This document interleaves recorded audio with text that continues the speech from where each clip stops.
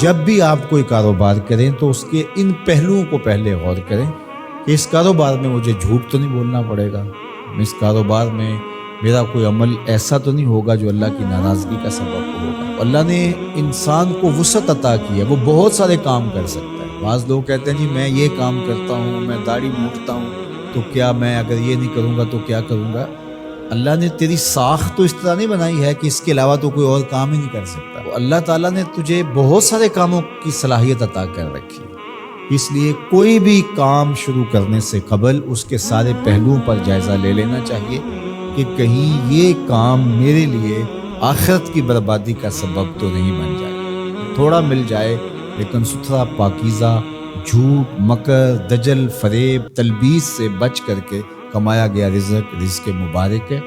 اور رزق مبارک ہی بڑی دولت ہے۔ رزق وسیع اللہ عطا کر دے لیکن اس کے ساتھ برکت کی شرط ہو، تو وہ برکت والا رزق وسیع بہت ساری رحمتیں لاتا ہے، لیکن جو برکت سے خالی رزق وسیع اور رزق فراواں ہے وہ ہمیشہ بے برکتیاں لاتا ہے اور زندگی کے اندر تلخیاں پیدا کرتا ہے۔ تو اس لیے میں تو جب بھی دعا مانگتا ہوں کہ اللہ میں رزق حلال، رزق وسیع، رزق سہل اور رزق مبارک عطا کرنا، تو رزق مبارک اللہ سے مانگو جو برکت والا رزق ہے۔ تو وہ برکت والا رزق وہی ہے جس طرح اس حدیث میں آیا کہ جس کو حاصل کرنے کے لیے جھوٹ کا سہارا نہیں لیا گیا، جس رزق کے حصول کے لیے کسی درجے میں کوئی جھوٹ بولا گیا ہے تو وہ رزق مبارک نہیں ہوگا، وہ رزق وبال جاں بن جائے گا، وہ بے قراری قلب کا ذریعہ بنے گا، اضطراب باطن کا سبب بنے گا، بے چینی کا سبب ہوگا، عجیب اندر ایک جو ہے وہ اضطرار اور اضطراب ہوگا۔ سوکھی روٹی بھی کھا لی لیکن حلال رزق کی سچائی کے ساتھ حاصل کی گئی روٹی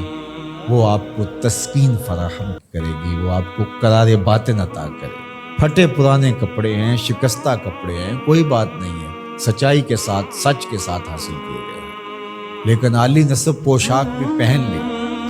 اور اس کی قیمت کا کوئی لباس پوری تقریب میں کسی کے پاس نہیں تھا، لیکن وہ جھوٹ سے، مکر سے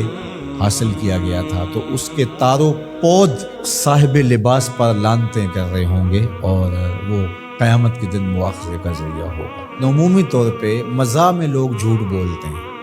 لیکن آقا کریم کے ترمذی نے بھی باب مزاح النبی بیان کیا، باقی محدثین نے بھی، آپ پڑھیے، مزاح میں بھی حضور نے سچ بولا۔ کبھی ایسا نہیں ہوا کہ حالت مزاح میں بھی ایسی بات کہی ہو کہ جو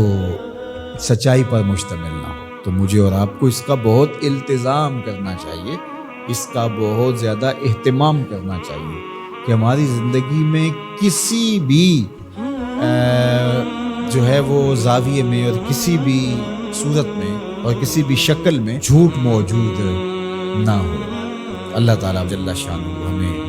اپنی خاص عنایتیں اور کرم نوازیاں نصیب فرمائے